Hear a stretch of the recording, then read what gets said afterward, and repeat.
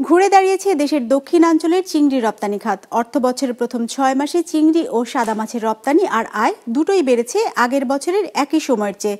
যদিও অর্থবছরের শুরুতে দেশে ছাত্র আন্দোলন চলাকালে ইন্টারনেট বন্ধ থাকায় ব্যাহত হয়েছে শিপমেন্ট, বাতিল হয়েছে অনেক ক্রয়াদেশ। তবে সেই সংকট কেটে যাওয়ায় আবারও ইতিবাচক ধারায় ফিরেছে খাতটি।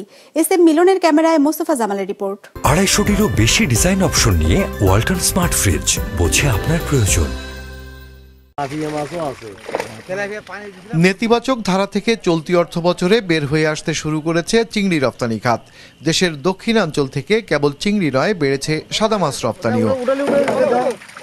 মৎস্য অধিদপ্তরের তথ্য বলছে 2024-25 অর্থবছরের প্রথম 6 মাসে দক্ষিণাঞ্চল থেকে চিংড়ি রপ্তানি হয়েছে 11,318 টন, যা 2022-23 অর্থবছরের একই সময়ের তুলনায় 2,100 টন বেশি।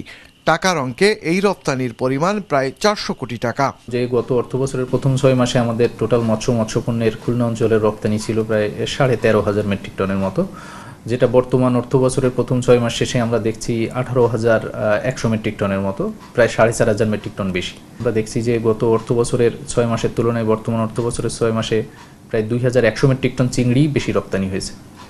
তো এই পজিটিভ ট্রেন্ডটা চিংড়ি রপ্তানির ফলে আমার চিংড়ি রপ্তানির আয়ও যেমন 400 কোটি টাকা প্লাস বেড়েছে, তেমনি টোটাল রপ্তানিতেও এর একটা ভালো প্রভাব পড়েছে।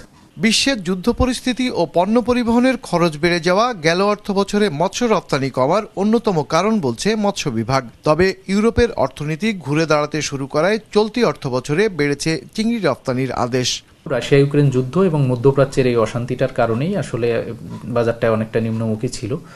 তো এই দুটো ধারা আস্তে আস্তে তো কাটিয়ে উঠছে, ইউরোপেও আর্থিক মন্দা কিছুটা কাটিয়ে উঠতেছে, সাথে মধ্যপ্রাচ্যের ওই যে জাহাজীকরণের যে বিষয়টা সমস্যা ছিল সেটাও মোটামুটি কাটিয়ে উঠছে। এই কারণে আবার কিন্তু বাজার বাইরের চাহিদাও বেড়েছে, আমাদের পণ্যের রপ্তানিও বেড়েছে।